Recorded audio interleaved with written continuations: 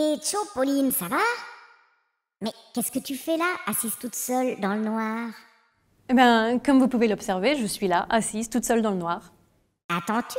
Turlututu? Bah oui, exactement. Quelle perspicacité. J'attends l'ouverture de l'expo Patoisland. Ah, c'est ça. Eh bien, ça tombe pile poil, puisque nous nous trouvons ici, à la médiathèque Valais-Martigny, dans l'obscurité du Patoisland. Il fait tout noir. T'as les chocottes un peu? Pas du tout, hein. Ah non? Non, je me transforme en zombie quand un zombie arrive et hop, plus peur de rien. C'est ça aussi le métier de comédienne, hein. À propos de zombies, c'est nous qui te parlons là maintenant. Nous, les zombies de l'oubli universel. Franchement, Pauline, pourquoi se souvenir du patois aujourd'hui? Parce que tout ce qui est dans le passé se retrouve dans le présent. L'amnésie nous emmène dans le vide. Moi, j'adore le patois. Mais plus personne ne parle cette langue. Plus beaucoup de monde, en effet. C'est dommage. Ça fait partie de mon passé, du vôtre aussi du reste, du nôtre en bref. Car le passé, c'est à tout le monde. Le passé, c'est un réservoir. C'est une malle pleine de vêtements. Une bibliothèque croulant sous les livres. C'est une mémoire vive d'ordinateur. Quand est-ce qu'on parlait patois? Quand on travaillait la terre, quand on en vivait, quand on ne vivait que de ça. Quand est-ce qu'on a cessé de parler patois? Eh bien, quand il a été interdit de le parler, peu avant 1930 en Valais. Et puis surtout, quand l'électricité nous a tout fait faire différemment. Alors le patois, c'est une langue de plouc pour les ploucs, si je te suis bien. C'est une langue vernaculaire. Elle plonge dans la terre comme les racines d'une plante. Alors oui, si la terre c'est plouc, comme vous dites, alors oui, le patois est plouc, mais au sens du terroir. On n'aime pas le côté chauvin. Ça fait plouc, oui, vraiment. Mais tout le monde a besoin de racines. Et il ne faut pas confondre racines et identité.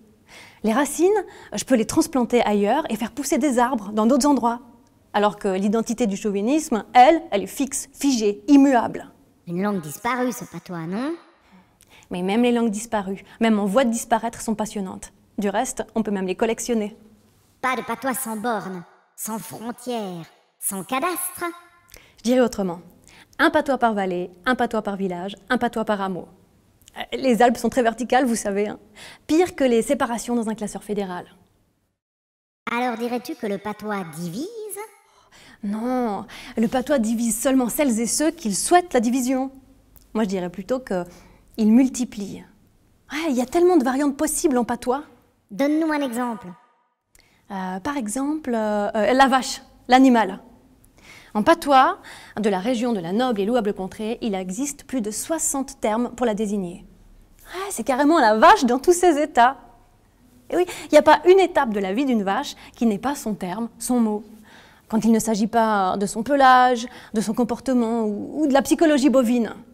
Alors bien sûr, dans d'autres régions, d'autres termes viennent s'ajouter à cette sarabande lexicale. Mais bon, n'est-ce pas une preuve du pouvoir démultiplicateur du patois ?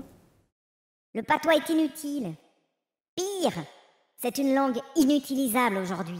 Il n'y a pas que ce qui est utile qui est foisonnant, hein. Et je suis pas d'accord avec toi.